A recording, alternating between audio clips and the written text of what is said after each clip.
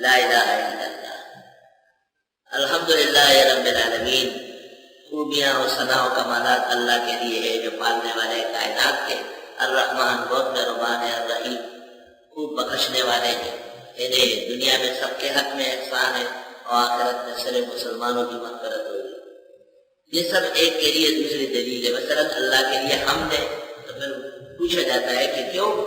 اس لیے کہ پالتے ہوئی رب العالمین اتنے بڑے عالم کو، اور پھر وہ بھی جمع عالمین کو پالتے ہیں، تو فرمایا کہ واہ وہ کتنا مہربان ہے الرحمن۔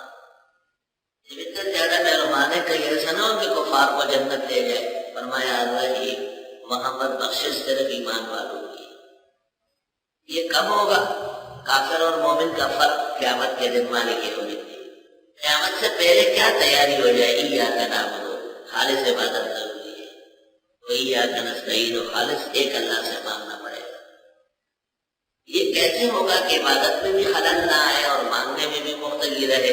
فرمایا یہ اللہ کی مدد سے ہوگا۔ اہدنا الصراط المستقیم، چنانچہ دعائیں مانگی جائے اور صراط مستقیم کی ہدایت مانگی جائے۔ صراط مستقیم کا ہم نے کہا کہ یہ تعین مسلک ہے اور تسدید مشرب ہے۔ یہ ضروری ہے کہ آدمی کا عقیدہ اور نظریہ بالکل واضح ہو۔ صراط الذین انعمت علیہم، ایسے کون لوگ ہوئے ہیں جو ہمیشہ ہدایت پر رہے اور کبھی بھی ان کی ہدایت میں خلل نہیں آیا؟ فرمایا وہ انبیاء، صدیقین، شہداء، صالحین، تمام وہ مومن جن پر اللہ کی نعمت و احسان ہے۔ نعمت و احسان کا پہلا مرحلہ استقامت ہے، اس لیے کہا جاتا ہے الاستقامت فوق الکرامت، کہ استقامت و کرامت سے بڑھ کر ہے، کیونکہ کرامت بغیر استقامت میں ملتی نہیں۔ اگر ایک شخص ہدایت سے محروم ہوا، یا وہ دعا نہ مانگے، یا اس میں عبادت کے اندر خلل واقع ہو، یا غیر اللہ سے بھی مانگتا پھرے، تو وہ کون ہوگا؟ فرمایا یا یہود کی طرح غضب یافتہ ہوگا، یا نصارا کی طرح رائے راہ چھوڑا ہوا ہوگا، غیر المغضوب علیہم ولا الضالین۔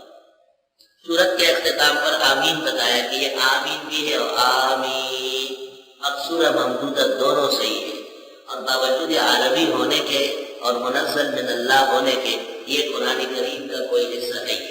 البتہ فاتحہ کے اختتام پر جبریل نے نبی کو کہا کہ اب آپ آمین کہیں، آپ کی یہ دعا قبول ہو جائے گی۔ مقبول دعا قرآن کریم کی تمام دعاؤں میں سب سے بڑھ کر دعا وہ سورہ فاتحہ